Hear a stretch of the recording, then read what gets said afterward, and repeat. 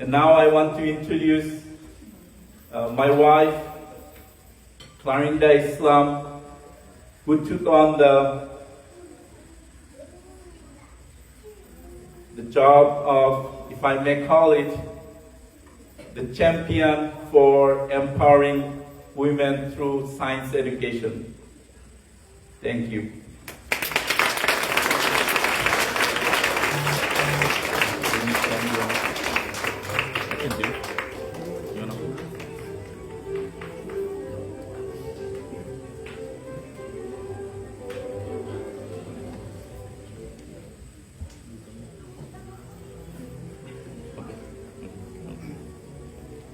Thank you. Good evening, everybody. So I'm going to go through some notes here a little bit. One of, as you've seen, how Somaru Bioscience has started and how the Somaru Foundation has started and what the philosophy is behind it. You've heard the stories. I've heard the stories. I was not privileged enough to meet Abba, the African Wayne's father, but I have heard many of the stories over the years. And one of the key things that struck me and resonated with me is the fact that he believed in education. He pushed for education. That resonated with me because I myself come from a family of a long line of educators on both sides of my family, where the importance of education was always emphasized. All of the children and grandchildren were always pushed to exceed and achieve. So with that in mind, I want to talk a little bit about how we can empower girls and women specifically, because that is something that is still something of a work in progress everywhere in the world. And what is empowerment? It includes raising and encouraging the status of women through education. And why is that important? In all throughout through primary school, notice that many research and studies have shown that girls are actually in parity with boys when it comes to science and math, or what we call the STEM education. But yet, after a while, once they start going to their A levels, and I looked at statistics specifically for the UK, so I'm not quite sure what A levels are, but they are equivalent to advanced level placement in the United States. But at that level, we start to see a drop-off of women or girls dropping off, taking their A levels in STEM type of subjects. And then once you get into the university level, only 7% of women take on STEM level type of subjects. So why is that? What's happening? And part of that is what we want to call stereotypes.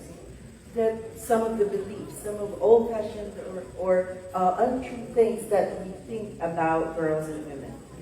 There's a belief, there's these negative stereotypes that they're not good in math, they're not good in science or physics. Children and girls especially, they develop these beliefs because it's inappropriate for their gender. This is what's called implicit bias. And these strong implicit biases associated with gender and science, they can influence very early in their socialization. And it perpetuates very incorrect gender stereotypes. At a young age, you'll see that children are kind of pushed towards one thing or another. Boys will play with trucks. Boys will build with Legos. Girls would play with doll houses. Girls would play with makeup. So, why is that important? This is a quick survey done a couple of years ago of STEM companies in the UK. What are they looking for? What are they looking for in their future workers?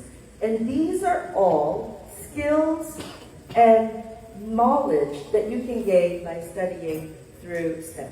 Any kind of education, but very heavily emphasized when you're going through a subject matter that is scientifically or technically oriented. And one of the things that we could do with that is that really, one of the things, the initiatives that the Somaru Foundation will take on is really just showing showing the next generation, showing the younger generation, but especially girls, what could these look like? Some of these girls need to see what is a scientist, what is a mathematician, what could that look like? It isn't just any one thing. Here's a very good example. If you have a degree in mathematics, what could you do with that? You could do very many things. You could do something in high-level IT, designing and deciphering codes for cybersecurity. Or you can go into medical bias and medical field and predict how fast tumors will grow. Why is that important? So that we can create and predict better medicines for treating cancer. You can go into the environmental sciences. You can mathematically predict models on how fast or how quickly a particular species can be. If you have a chemistry degree, what could that look like? It isn't just making chemicals in the laboratory.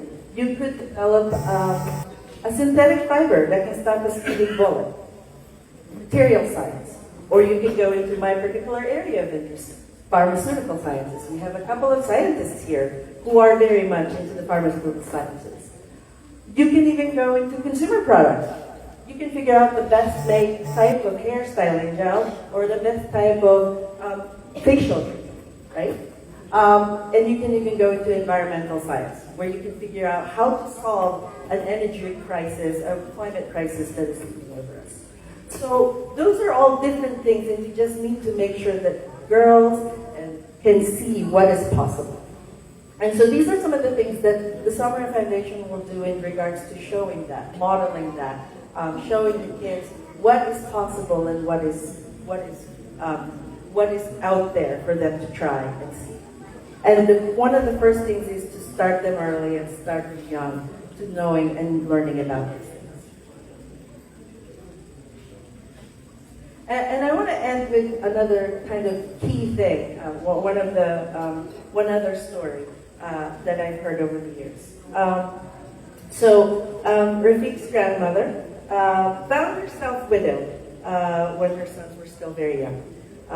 And despite the challenges of taking on this, she exhibited remarkable resilience and determination by taking charge of the family farm, all because she wanted both of her sons to continue their education. She did not want to take away that opportunity for them because she recognized and realized that that is key to their future success. She instilled this value in both of her sons, a legacy that Abba has embraced and passed on to his own children. My aspiration is that through the efforts of the Samara Foundation, we can sustain that legacy and propel the next generation to greater heights. Thank you.